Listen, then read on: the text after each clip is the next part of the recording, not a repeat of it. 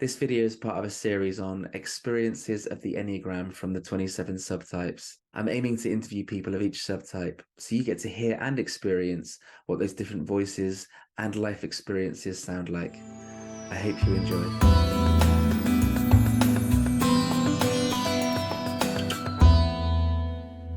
Hi, Amanda. Thank you for taking the time to share with us today. Can you share the country that you live in, your Enneagram type and subtype, and instinctual sequence if you know it? Yes, I'm in the United States. I'm a 9.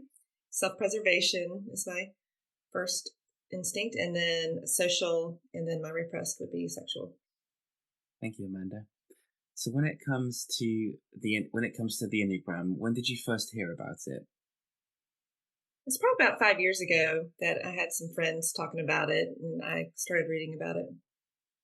Okay, what was your first kind of reaction to it when you saw the symbol? The symbol, I didn't have a reaction to it. I know some people think it looks, has connotations or something, but I didn't have a reaction to it necessarily. I just thought, oh, this is another type of personality test. And so that's how I saw it at first. Okay, so over the last 5 years, what's been your experience with the Enneagram? Well, I've heard how it could be related to faith. And that was very interesting to me. I have a counselor that uses the Enneagram. So she introduced me to that part of it. And so that really intrigued me. So then I started diving deeper into how the truth about the Enneagram, which is helping you change to be your authentic self and to be who Christ created you to be. So that I've kind of started going that route and seeing that part of it. And so, so then I, decided to become an Enneagram coach and went through the process to get certified to do that because I was just very interested in that. I had wanted to be a counselor. I was thinking about going back to school. But then my counselor using the Enneagram with me, she's like, she told me about your Enneagram coach, and I researched that and thought that was a really great fit for me. Thanks, Amanda. So, what specific areas have you found the Enneagram most helpful? You've mentioned about becoming more like Christ, becoming more like your true self. Has that been the main area where it's been the most helpful, or have there been other areas where you found it helpful as well? I have found it helpful. I mean, just as a 9, thinking that I'm being selfless or I'm being kind, I'm being a servant when I let other people have their way and say, I don't care, it doesn't bother me, I'm fine. I thought that was what I was doing. And then the Enneagram taught me that, God gave me a personality, He gave me insight, wisdom for a purpose. And that I was kind of not using any of that because I was kind of letting other people take over.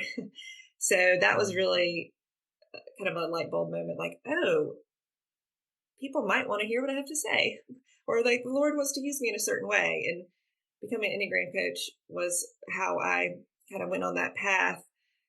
That because I was a stay-at-home mom, I was a teacher of teenagers with emotional disabilities before I had children, and then I was a stay-at-home mom. And then if you asked me where do you want to be in 5 years, I had no idea. I just, I hadn't thought about it. I'm a mom. That's what I am. I'm a mom. So it was interesting to become passionate, reignite my passion for like behavioral psychology and things like that through the Enneagram, and really just rediscover my passion as it is the growth, the way for a 9 to grow is by doing that, knowing their passions and going after them. Thank you for sharing that, Amanda. And one of the things that I heard there was about your voice, um, and you said people want to hear what I've got to say. Is that something that the Enneagram has helped you to see? Did you not Yeah. see that before? Yes. I mean, I don't know how confident I am that like people really want to hear what I have to say, but I have the confidence to say like, I can express this. It's not weird to speak out. People aren't Mm. annoyed that I'm talking and giving my opinion about something. They probably value it. Some people can relate to it. Some people might disagree with it, and that's okay. But not speaking is just letting everybody else kind of have the conversation, is, withholding who I am from people. Yeah, brilliant. So, since being on this journey with the Enneagram, in what ways would you say that you have grown since kind of learning about your core type and learning about how the type 9 shows up? Well, one is that what I mentioned, and that's kind of pursuing my thinking about like, what am I passionate about? Trying to figure that out and pursuing Mm. that, taking a risk. Mindset stuff, I've really struggled with, imposter syndrome and like some negative mindset. So just trying to work on that has been important, and changing those thoughts. And um, yes, and let's see what else. Recognize, so I'm self-pres, and just like, one, feeling like I'm seen a little bit because I have some Mm. idiosyncrasies that I thought I was the only one who had them, and then I found out I'm not. We'll probably talk about that later. But feeling like, oh, there's people like me, was, a nice feeling to have. But yeah, so I guess understanding like the places where I need to grow, and not really having seen those before, like my comfort seeking and my um the ways that I try to keep the peace in my home, in my head, thinking that that's going to be better than actually doing the thing that I need to do. Mm. That's, so again, a place I have to grow and think I need to start acting in that way. A lot of times that has to do with my children and how I parent them, and sometimes will overlook things because I don't want to get into conflict, but having just more of the confidence to do that, and not, and I really take on their feelings, and I don't want them to be sad. And Mm. so, or be discouraged, or if they leave their water bottle at home and they're at school and they need their water bottle, I'm like, I really want them to have their water bottle. But also knowing like, okay, they need to have their own, struggles, and deal with their own emotions and things that they're dealing with. So trying to, I find that 9 comes out in me trying to keep everybody's emotions happy, and no sadness, no frustration. But yet that's not healthy. People need to experience those emotions. So I've had to pull back and like let my children, experience those more often. Mm. So it sounds like the Enneagram has been such a helpful tool for you in your own personal development within yourself, knowing what your passions are, knowing that you've got a voice and that people do want to hear what it is that you've got to share, and just your awareness that you've gained in how you parent and wanting to keep the peace, and how I dare say that that must be exhausting, trying to keep this level of peace the whole time. So it seems to have helped you in some real key significant areas of your life. Yes, and I haven't even talked about other how it helps me interact with other people as well, Yeah. knowing my husband's number, what my children are leaning towards, how I interact with them, and seeing how they're, that message, the childhood message each type gets, and like they cannot get those messages. So, I don't want them to feel Mm. like I'm not seen, or I'm not wanted, or I have to perform to get, and I have one that I feel like might be a 3. So, make sure that he knows that he doesn't have to get an A on the test or be the smartest in his class or win the baseball game to be loved by us. So just specifically reaffirming my children in those areas, that whatever that message they received, trying to make sure that they hear the truth as well, even though Mm. I'm not going to change them, but just hearing the truth that, like their presence, like my oldest, I think is a 9, and he's very kind of withdrawn, and just trying to pull out his opinions, let him pick. Guys, let's let him pick. You guys always pick because you're more vocal, but let's let him pick or whatever. So in parenting, that is how I also use the Enneagram. Brilliant.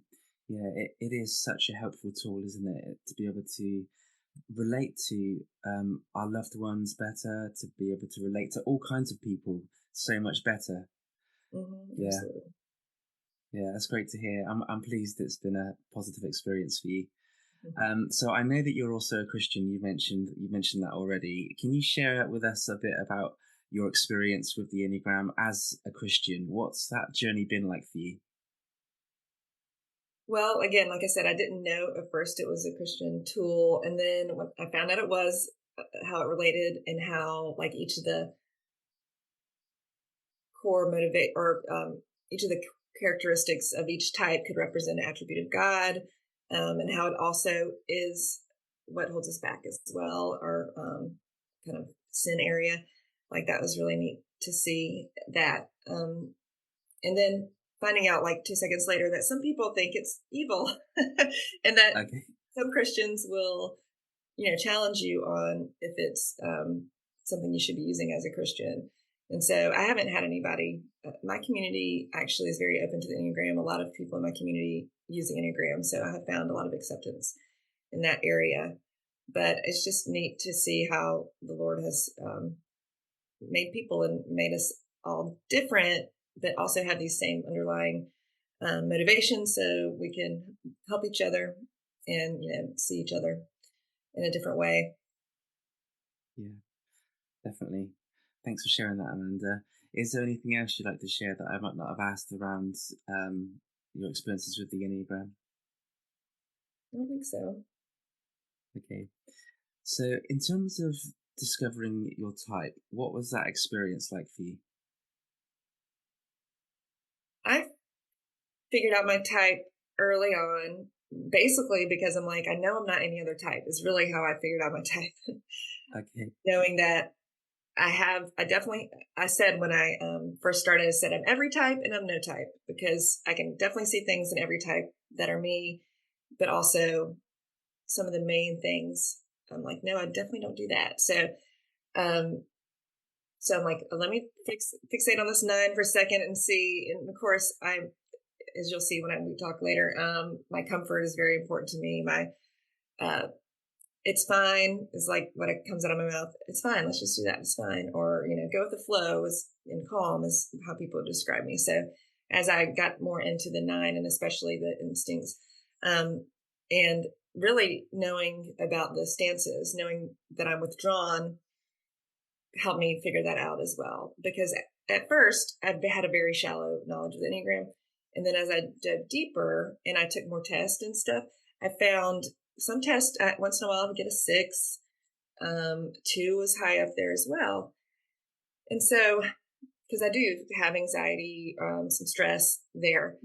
And that's, of course, the stress path of the 9. So that's why that's there. And it's also part of my tri type. But so I did try to research and make sure. I actually saw an Enneagram coach myself to verify my type. And that's how I figured it out. He said, let's look at the stances. A 2 is going to move toward people. And he described what that was like. I'm like, oh yeah, don't do that at all. And then he described the 9 and the 4 and the 5 withdrawing. And I could think of a situation that day. I'm like, oh yeah, that's exactly what I do. So I knew I wasn't a 4 or a 5. So that confirmed for me a 9. And also some other things. The 6 um, does not trust people. I trust everybody, actually. Like, that's not me. I don't have voices in my head. I'm very idealistic as far as thinking nothing's probably going to happen. But just that anxiety piece was where, and saying it depends was one of the things they would ask in the Hmm. questions. And I'm like, I do say it depends, but it doesn't mean I'm a 6. And I do ask for help making decisions when I'm really having a hard time. So again, that was some of my 6 qualities. Okay. Thanks for sharing that, Amanda. So when you early on, did you take some kind of online test? How did you like approach it in terms of discerning your type to start with? Yes, I think I did. I think I did the one from Truity, just a free test. Okay. Yeah, so you did a free test, and you mentioned 6. Sometimes you would score as a 6, sometimes as a 2. How many online tests did you do? Several. And I Several. still, Okay. and I keep like, I'll go back and do one, like, just see what happens. But well, the one reason is the one that gave me the 6. So that was also finding my instinctual subtype. It was, I think, Okay, oh, right. No, no, no. It was finding my tri-types. So that's on Catherine Favre's that's website. right. So she tells you your type and your tri-type. She said 6, and she said, warning, warning. It was like, you may think you're a 9, you're not a 9, you're a 6. And it was like this thing, like everybody thinks that, you're wrong. So it really did have this like paragraph about you're going to think you're something else, but you really are a 6. So that made me think, okay, I really need to check this out. But again, some of the main qualities of a 6 I do not have. So I'm not a 6. So, but yeah, so I did Mm. that one. I did the Trudy one, your Enneagram coach I've done. And I like that, how it shows you the percentages of all of them as well. Yeah, so I've done a couple. Okay, but at some point you decided you wanted to see an actual person, a coach, to help you sort of clarify your type. And it Hmm. was through that process that you were able to finally land with 9. Is that correct? Yes. I feel like I was Yeah. pretty sure I was a 9, but I just wanted to confirm. Okay. I think Um, one reason is I felt like the childhood message, not the childhood message, the something specific about the 9 I didn't resonate with. And it might have been that you didn't feel like you could speak up as a child or something. And I can't remember feeling that way. So I thought maybe that's not me. So it was okay. something like one specific thing about a 9 that I felt like, I don't know if that was true for me. So that was the only reason I had any doubt, I think. And then also that one test that said I was a 6. Yeah. Well, obviously it makes sense. When locating our type, trying to find our type, we can identify with wings, arrows, the types of our parents, so many different types for so many different reasons. Yeah. So apart from, you said that you kind of saw yourself in all of the types, which is quite a common thing for 9s to say. But were there, and you mentioned 6 and 2 came up. Were there any other numbers that you thought that you were considering apart from 6 and 2 as you were discerning 9? Yes. So actually I wasn't thinking this. My counselor said she thought I was a 5 Okay. because when I discovered my passion again for like psychology, I started really researching or reading a lot. So the book, The Body Keeps the Score, Mm, is a wonderful book, and I read it, and then I kept trying to find things similar to that, and then like mindset stuff. So on that topic of change, behavior change, and all that. So, and then also the withdrawn part of me, and also I did have the feeling like I'm going to run out of energy, or I'm going to be too overwhelmed. And I thought that might relate to that, how that 5 has that energy battery thing. But the coach that I saw said, that's like a daily thing. Like every day you have a battery and it runs out. You don't want it to run out. And so for me, it's not that. I don't want to agree to take on another thing because I don't want to be overwhelmed next mm, week. So for me, it's like more in the future and like trying to balance my activities and my obligations so that I'm not stressed. mm, So that was the 5. And then the 1, I definitely have a strong 1 wing, like moral, judgmental, just seeing right for individuals in my family, especially like seeing right and wrong and like, that's not, you're a Christian, you're not supposed to do that kind of thing is, unfortunately, part of my personality. But like for other people, like abstract people or people I don't know well, I'm really good at seeing like, well, they maybe did that because of this, and that's kind of annoying to people mm, when they're in a conflict with somebody and I say, well, maybe they were thinking this, or maybe they had a bad day. And I tried to stop like make them not have a conflict. And instead of saying, I've learned this too, like to say, yeah, that's terrible. I'm sorry that happened to you, and just trying to relate with their feelings versus trying to make it not a conflict. mm. Yeah, that's really good self-awareness. And I find it interesting with you being the self-preservation 9, the self-preservation dominant people. I'm one of them as well, self-preservation dominant 6. One of the ways that the self-preservation dominant instinct can show up is by fearing all kinds of different things, but it can be fearing losing energy or not having enough energy. So it Mhm. sounds like that's been showing up in your life as well, and how that might seem like a 5, but really it's coming from the self-preservation instinct. Yes. So, with regards to being a self-pres 9, how has knowing your subtype been helpful to you? Well, I always thought it was really weird because of how much I like napping. Okay. and and I don't admit this to a lot of people because I think I'll be judged. But I take a nap every single day if I can. I kind of plan my day around it. Like if someone wants to do something, I'm like, well, let me see, let's do it this time, so I'll have time to take a nap before I go here. And so that's just a routine I've had since I was in high school. I'd come home Mm, after practice and take a nap before dinner. When I was in college, of course, I could nap whenever, based on my schedule. And then I was a teacher, so I'd get home at 3:30, I'd take a nap. I don't know. And then I had kids, and they would take a nap right after lunch. So then I'd take a nap when they were taking a nap. And then being stay-at-home mom, I was able to continue that pattern. So I do love my naps a lot. And so that was one way, hearing that there's other people, because my rest of my family doesn't really nap.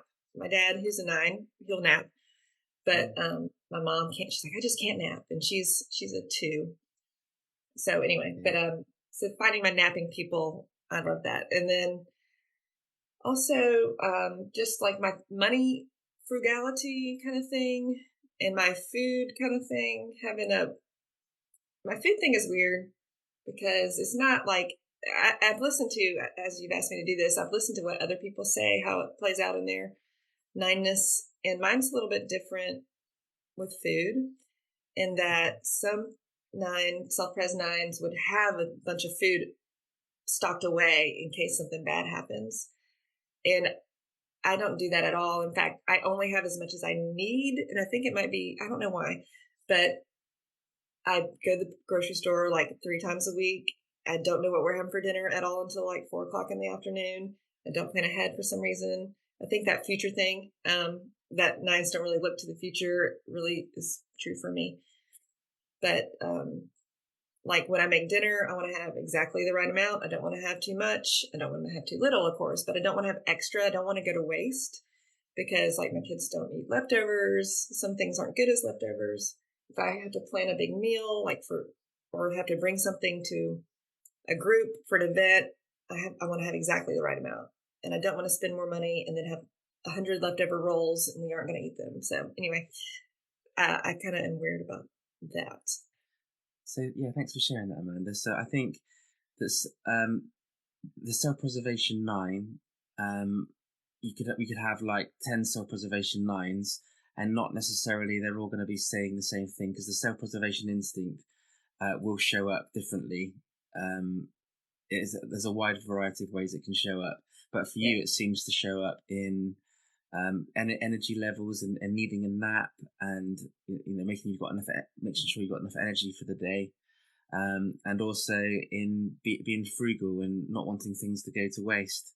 Hmm. And I've heard other self-preservation lines that's the case for as well. Yeah. So yeah.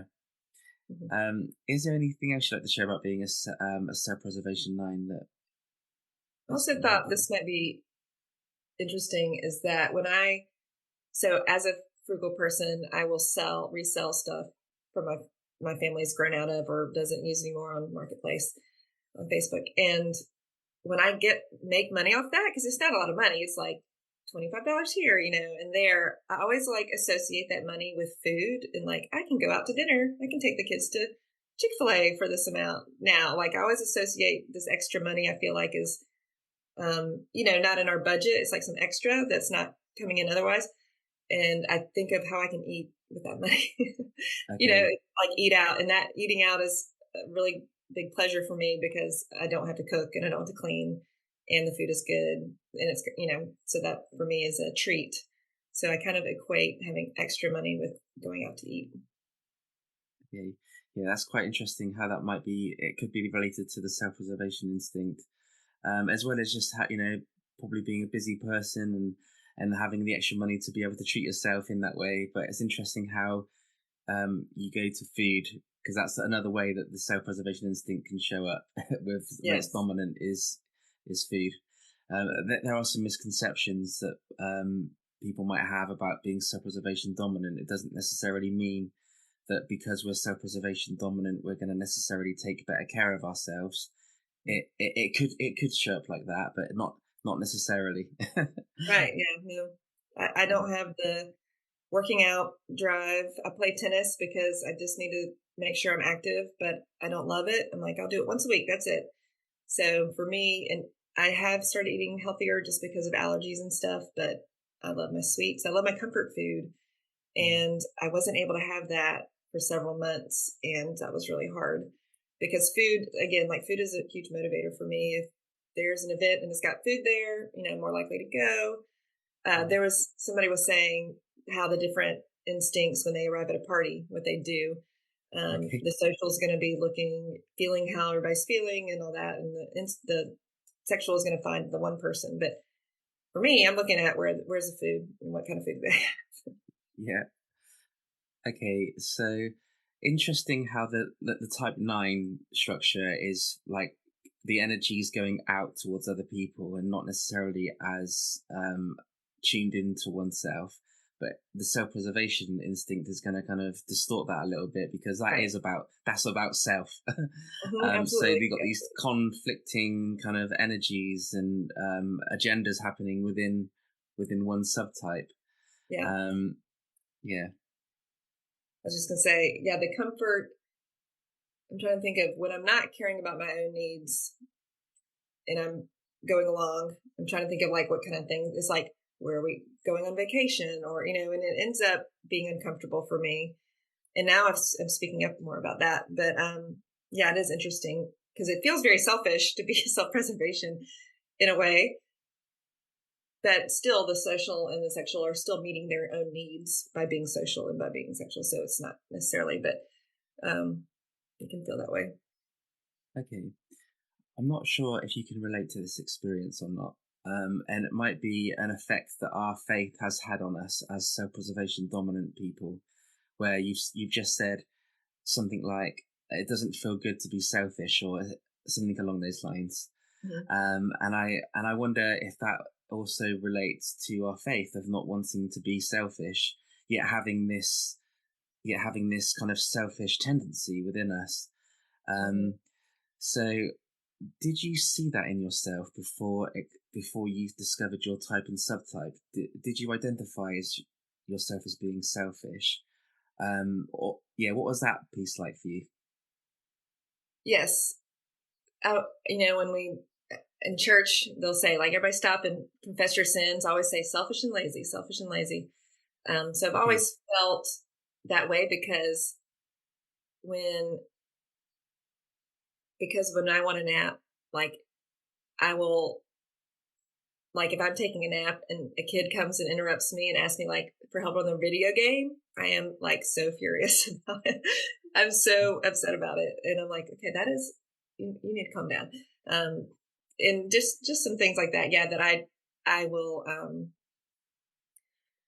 try to prioritize some of those things. I always say, do not ask me for my last bite of cake. Like, I'm not giving anybody my last bite. You can have the first bite, you can have the second bite, then that last bite is mine. For whatever reason, you kind of savor that last bite. And um, when I met my husband, I found out that everybody doesn't do that.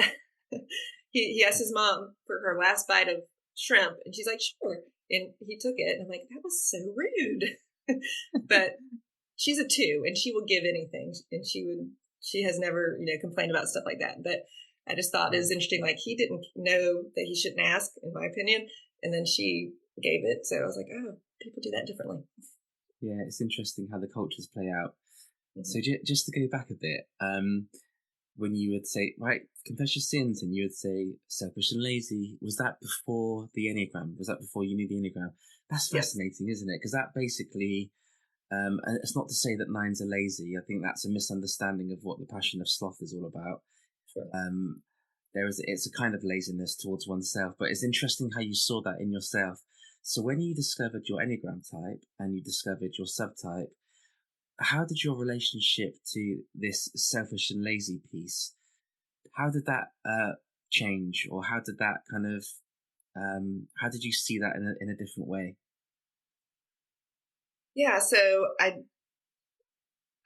the lazy part, because when I first learned about Enneagram, it was like sloth. I'm like, oh yeah, that's me because I love to sit around and watch TV. That I don't I don't sit at home and watch TV all day. I do at night when the kids go to bed. I'll have to watch TV for a little bit before I go to bed, no matter what time it is. I just like that's the routine I have. But learning you learn more about the nine, the sloth isn't like because of that necessarily. It's lazy to your relationships and what it really means. But then they say the nines really work hard. And as they describe that, my people around me would say that I do work very hard. My husband's been deployed for 9 months. He's coming back tomorrow, actually. But everyone's like, oh, it's going to be so hard for you to do all this by yourself, taking care of your kids. And actually, it was the same because he worked so much. I was already having responsibility for everything, basically, except for his job. And so it didn't feel harder. I was taking care of my kids. I was working part-time as a realtor. I still do that sometimes. And as a coach and all this other things going on. We redid our basement. I was in charge of redoing our basement. And so I've been busy. And I am lazy about like doing housework. I'm lazy about things I don't want to do. But when I'm passionate about it, like I'm working on content for my Facebook group and working on coaching things all the time. Like I really enjoy that. So I get on working with that easily. But things I don't want to do, which is housework, I will put that aside. It's interesting. And it's interesting how you've got the social instinct in second position. Now, whether it's closer to the dominant or closer to the repressed or just somewhere in the middle, it can vary. Mm-hmm. The social nines are described as one of the busiest, most hardworking of the subtypes, Yeah. under type 3. So it's interesting how that instinct might be showing up for you as well. Mm-hmm. And as you've said, type nines being lazy isn't necessarily about sitting around doing nothing. They can be very busy. So yeah, how has this relationship changed between this selfish and lazy piece developed since discovering your core Enneagram type and subtype? Well, I don't see it as bad as I saw it before. I see it in a new light. Okay, That's and good I to don't hear. see that. I mean, I can be lazy. I can. Like tonight, my kids are all spending the night at a friend's house, and I'm like, I'm just gonna sit down and do nothing, have a glass of wine, watch TV. And I don't know if that's lazy or if that's self care that's needed. I haven't. Mm. My kids have not been out of my house. I haven't had an alone night at my house in months and months. So my friends would say that is not selfish. That is what you need to do. That's a good thing to do for yourself. But seeing that in a new light, that it's the way I'm made in a way, and not necessarily just a sin, Mm. has that's been helpful. I now have, at least now I have this understanding of it more, and I can, just because I'm self-pres doesn't mean I get to do all the self-pres things and not forget about everybody else. I mean, I still need I can do those things. I'm inclined to those things, but I still need to also, I do need to have more intimacy. I do need to probably be more social, have those traits as well and can work on those things as well. So even though I can have more understanding and grace for myself, it also doesn't mean like, okay, I don't have to work on that. Sure. No, that's really lovely for me to hear that.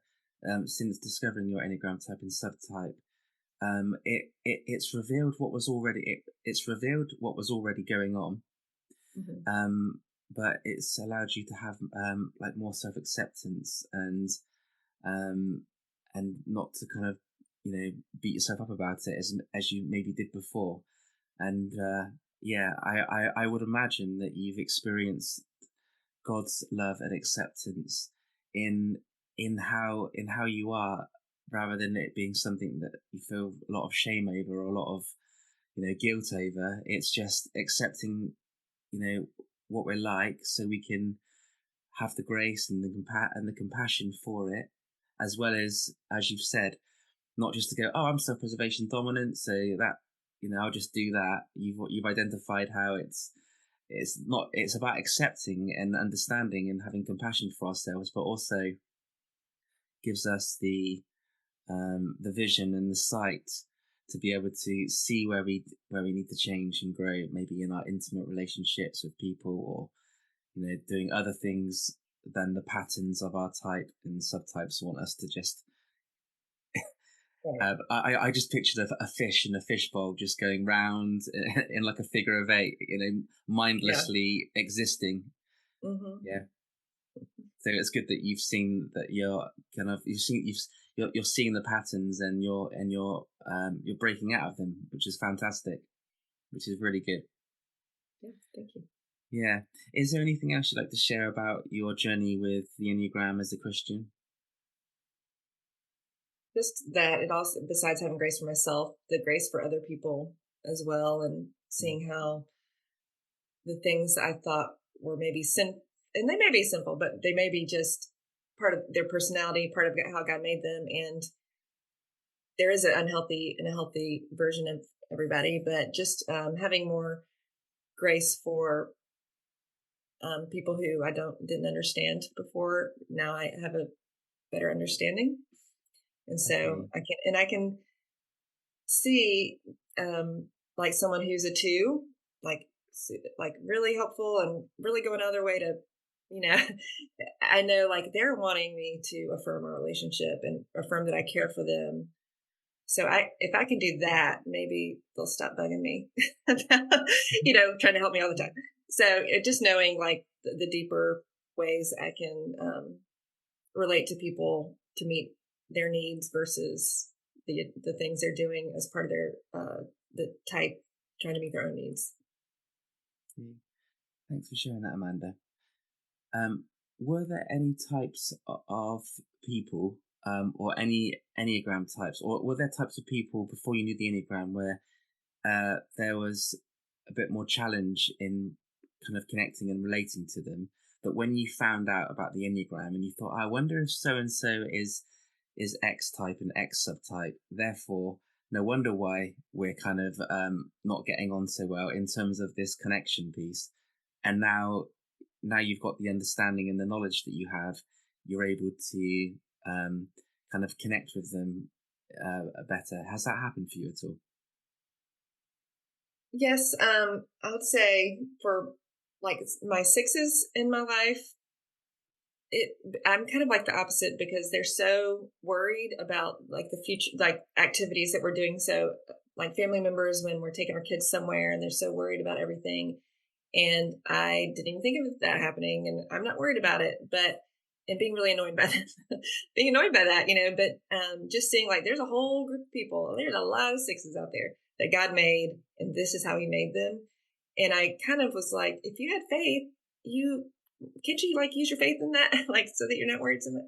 But yeah, just to say, just to have more understanding for them, and in that way. The other thing would be my husband's a seven, and he is constantly busy, constantly going, constantly planning the next thing, wanting let's move and let's do that, and I am very much into my routine and my home and what we're doing and who we are in our community, and so I don't feel the same desire to one be as active as he is and join all the things he does. I have no desire.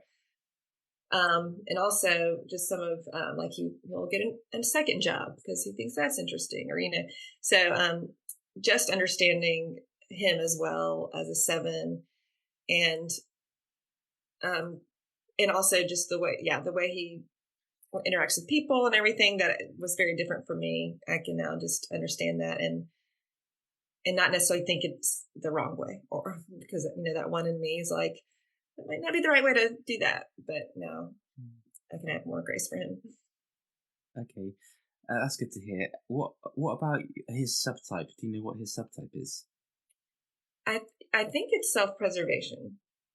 So Okay. therefore, we are both on the same page for the most part about money. We're both kind of more frugal, but he also, when he is unhealthy or wants to, have some excitement, he'll want to buy like things like a boat or a car or, and so sometimes I have to talk them down from those things. But yeah, for the most part, we are kind of on the same page with that. And he's very good at, he's very future thinking. He's doing the retirement planning and things like that. And I do the day-to-day finances and Mm.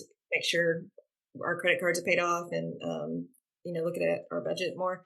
And then he's very much doing this investments and retirement. So that has worked out well.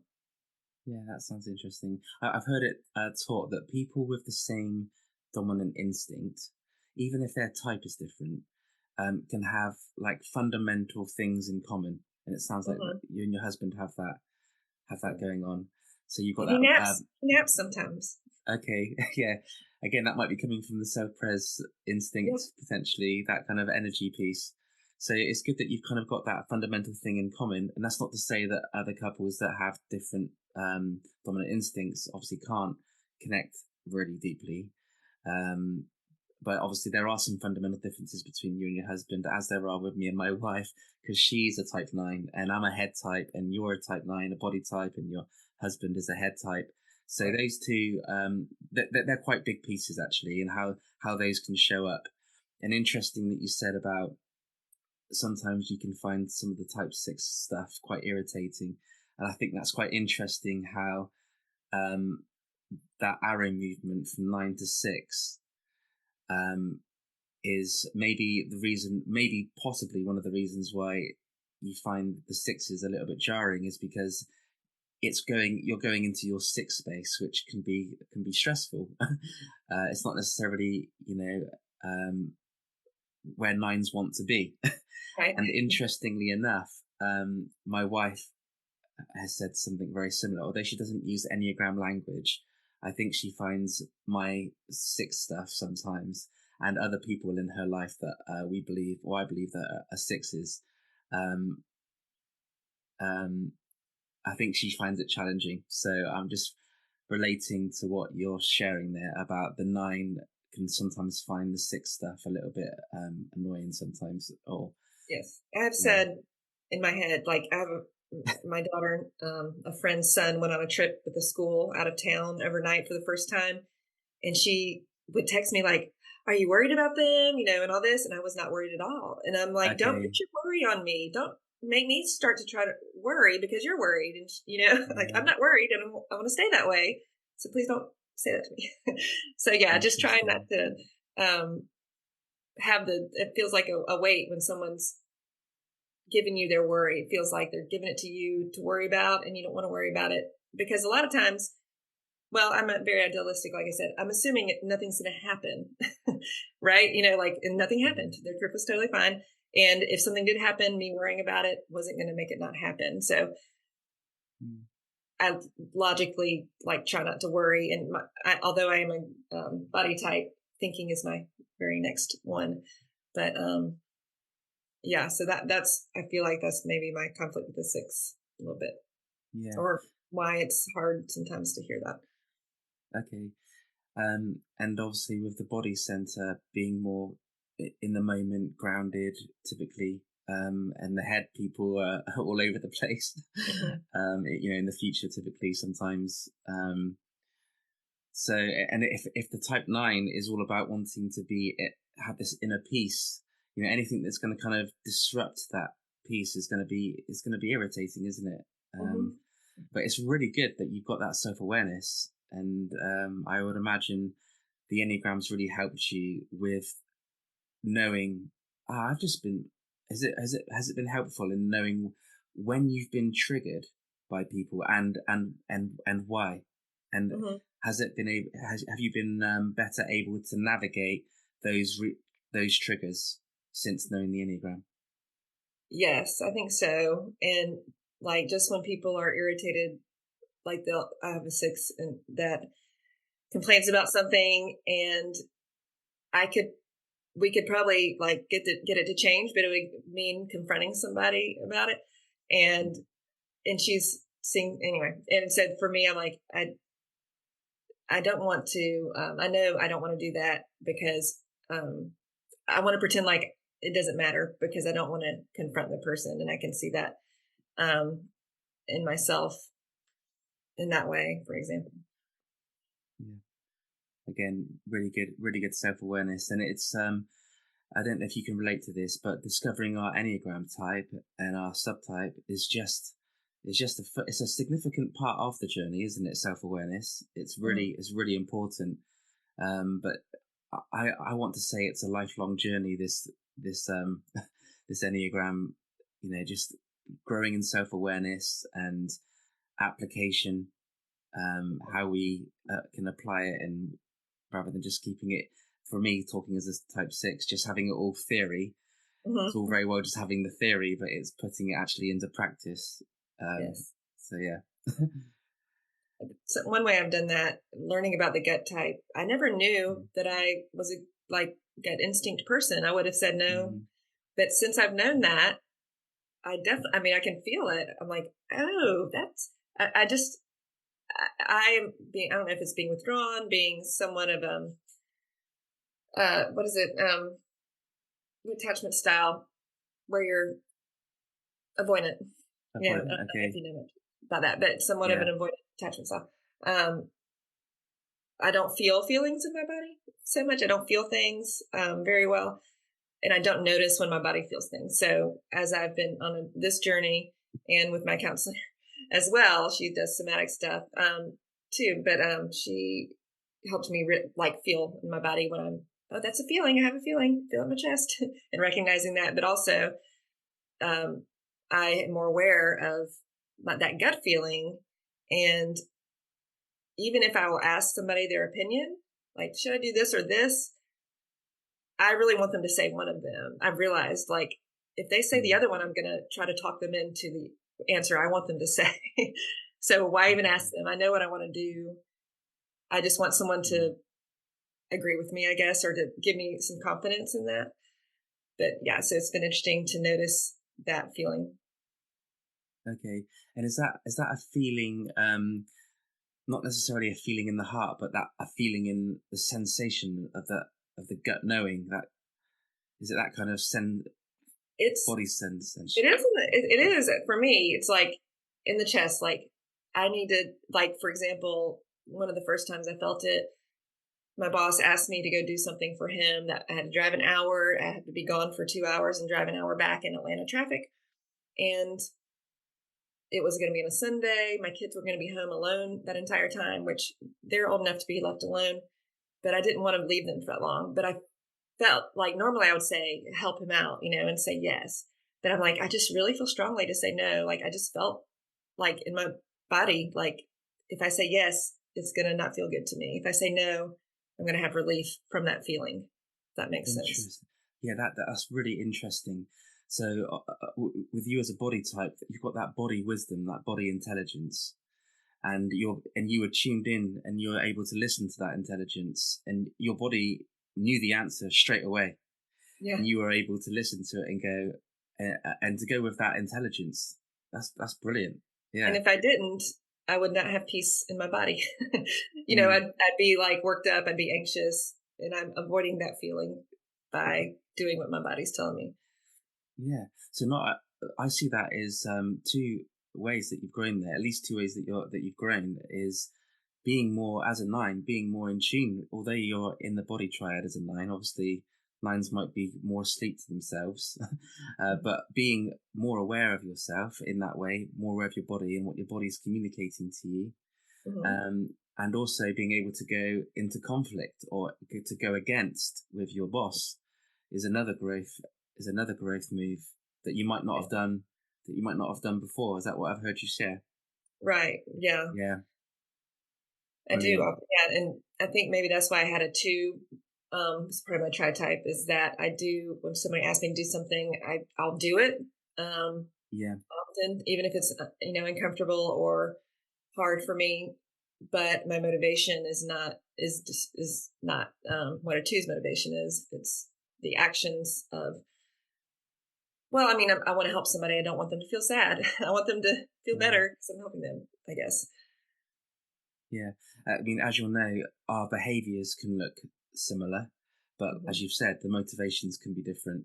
And also, our Christian faith can have an impact on that as well, Right. and also Hmm. the cultural overlay. Because if we're in a two-ish cultural overlay with a Hmm. Christian faith that wants to serve and love other people, Right. that's two big pieces there, isn't it? And it's Hmm. not, and there's no harm. Helping other people is a lovely thing. It's a good thing to do. But it's interesting how that just plays out with the different types, and being more conscious about doing things for others rather than being automatic about it, if that makes sense. Hmm. Yeah. One of the things our church does is, or our my friends and groups and whatever do they if someone's sick or whatever, they take meals. And Mm. I, for some reason, I don't like taking meals. Like I think that weird food thing because I don't know what to make. I don't know how much to buy, how much is going to feed them. What about my dinner? Anyway, so I'll do it. I do it. I sign up and I help my friend or church member. But I'm like, is there any other way that I can help them? Can I just donate like $20 or something for somebody else to get them a meal?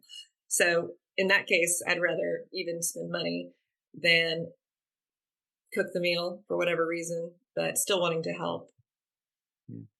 What's your experience of anger been like? I've heard that the self-preservation line can be more in touch with their anger compared to the other lines. Yeah, I feel like I didn't mention this, but when I was searching or researching my type, a lot about the eight did not make sense to me. But I can be confrontational when it comes to my children or something being fair, and that is justice is part of a nine's thing too. But so yeah, like and one time, I think I was researching this at the time. Um, my son's teacher said something to him that was very inappropriate, and so I'm emailing her, and not caring that next time I see her, it's going to be pretty awkward or whatever. So I can be confrontational when it's not someone that's in my family, like my siblings. If we have a conflict, I get angry, but I'll leave the room and like avoid and then calm down and we'll never talk about it and I won't bring it up. And then it Okay. just festers. And then yeah. So I, and then I've definitely had to there's some things that I've repressed, like held back, some anger things that I'm like, I just have to get over that because I don't want to deal with what's going to happen if I bring it up. And so I've definitely had experience with that as well. Um, and it's easy when my kids don't listen to me for me to shout, or my husband and I will get in an argument, the anger will come. So it's definitely, I can definitely have anger, but I, yeah, I would say with, people that are kind of good friends or family that aren't either my close family or strangers, they don't get the anger. So yeah. Okay. Yeah, that's interesting. And since knowing about the self-preservation line, how has that helped you with exploring your anger more? Has it helped you at all? Um,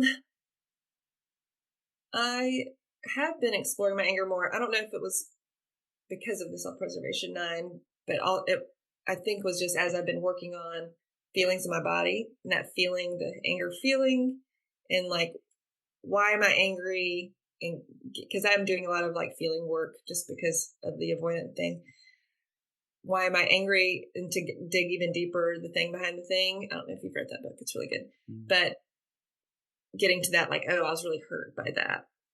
So getting to that deeper thing and why I was angry, and a lot of times that's the reason. And oh, here's something that was insightful to me that I finally understand as I've been doing Enneagram is when people don't text me back, it's very offensive to me and very hurtful. And I had a situation and I was just asking for some advice about something or like, hey, do you know about this? And to the person, a neighbor of mine who we have a casual relationship, and she didn't respond to me, and she hadn't responded to something else I'd asked her before too. But she was very friendly to me. She came to my Bible study one time and everything. So I know she didn't hate me anyway, but she didn't respond to me. I was so angry about it. And like, I'm just never going to talk to her again, and I just wanted to withdraw from that relationship. But I have another friend who I know much better that sometimes does not respond to my texts. And so I asked her in a kind of a roundabout way. I was telling her about that story about how I realized the reason why it made me so angry is because my presence matters, and she wasn't valuing me enough to respond to is how I felt. She doesn't value me. She's not responding to my text because I'm not worth anything to her. And that's how I interpreted it.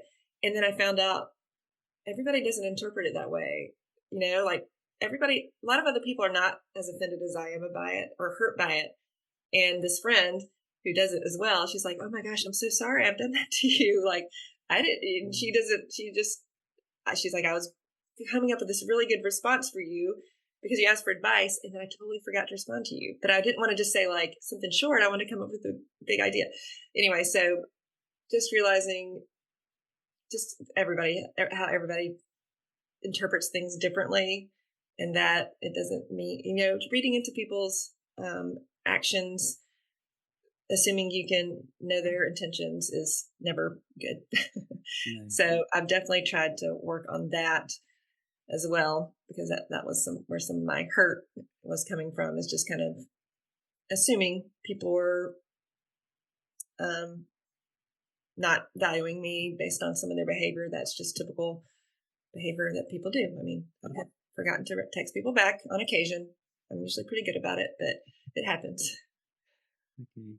So would this scenario have played out before you knew the Enneagram, where somebody didn't text you back and you'd have been hurt by it, or has it only been the Yeah, so awareness? that would have happened. That's happened forever. But now I know that if she knew how I felt, if she felt the same way I felt when people don't text her back, Yeah, she wouldn't have done it unless she meant to be. She doesn't like me. Does that make sense?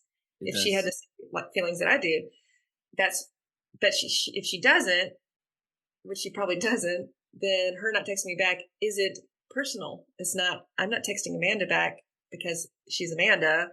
It's like I'm busy. I'm whatever, for whatever reason people don't text people back. But yeah, just having like more grace for somebody that does something like that I have taken as very personal, that is not personal. Sure. I can see for a type 9, if there's a false belief that my voice doesn't matter. So there's already like a wound and some trauma there. And so when using the voice, either by reaching out via text message or just asserting it, so going toward the other person, and if Mm-hmm. that's not coming in the other direction in an affirming way, it buys into to the lie, doesn't it? Right. Yeah, and that's what you And said then that I you were responding to. Yeah, withdraw, and yeah, yeah, that's a pattern. So yeah. my sweet daughter, she is probably a 2. She's 11, but she has taught me, because she got her feelings hurt by her friends. I mean, they left her alone, like at the Chick-fil-A. They went and sat by themselves, and she had no one to sit with. It was very terrible to me. And then she found some new friends and sat with new friends and whatever. She was fine, but I was very upset that they did that to her. But that night, she's like, I'm going to call this friend and talk to her and ask her about so and so. And I'm like, that is the friend that left you, that didn't sit by you at the Chick-fil-A. Why are you calling her? And she's like, Mm, oh, well, I'll ask her about that, why she did that. But like, interesting. it did not affect her the same way. And Mama Bear is like, I'm going to call her mom. But Yeah, I was really upset about it, that she she moves towards people. And yeah. there's another incident where she heard her friend playing dodgeball or something, and her friend was so mad at her. And I'm like, well, your friend's ridiculous. You're playing dodgeball. You threw the ball. And she's like, no, I'm going to apologize to her. I'm going to call her. And so I have learned from my daughter that sweet grace of, I mean, I don't know if I've practiced it yet, but just seeing her move towards people is neat to see, because I don't do that well. Yeah. No, that is. I mean, I feel emotional as you're sharing it because it's when it comes to ourselves and people we love, it's as a head type, I'm loving I know it's not just about head types probably, but I love the theory. I love to understand um, and identifying my own patterns and identifying the patterns of people that I love. It's really interesting on one level, but on an emotional level, it's either really challenging um, because to a degree, my pattern kind of works for me to a Right. degree. And it kind of really doesn't work for the relationships as well, and vice versa, as the similar sort of things that you're sharing here. Um, so I don't know if you would have been able to have seen that your daughter was moving towards the friend in the same way that you're able to Right. see it now. You know the different patterns of the types. How would you have Mm. seen it? Would you have seen it before the Enneagram? I don't know how I would have seen that before. Yeah, I don't know. If I think I would have noticed, I would have still noticed that she's doing something different than I would do, Mm, and I wouldn't understand why.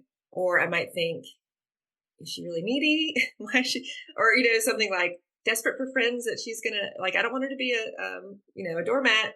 People walk over, treat her whatever way. But that's not necessarily what's happening. I don't think that's what's happening. But she just God made her different from me. God made her feel comfortable moving towards people. mm, Whenever when she might feel offended by them or hurt by them, and He made me to withdraw. And I don't. Sometimes that's good, maybe, but yeah. I mean, I think it would be helpful. There's a lot of relationships that it probably might have been more helpful for me to just say, "Hey, actually, that really hurts, and I don't want you to do that," or "How can we work through that?" But it's just super awkward for me to do that.